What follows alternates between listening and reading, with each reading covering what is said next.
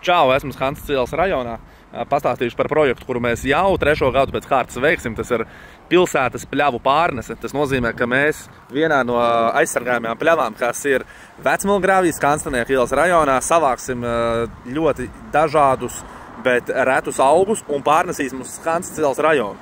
Šeit ir tātad 2,5 hektāru nopļautā zāle.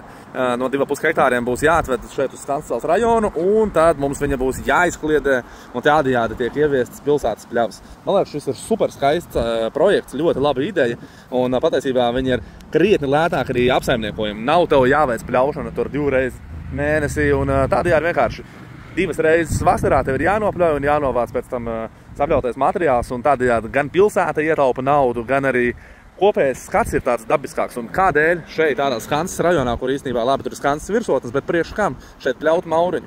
Bērniem patīk arī skraidīt pa pļavu, kur var dabūt puķītes, kur var saplūkt visādas zālītes. Man tā ir perfekta ideja, un ar lepnumu saku, ka mēs jau 3. gadu šādu darbu daram, šādas pļavas ierīkojam.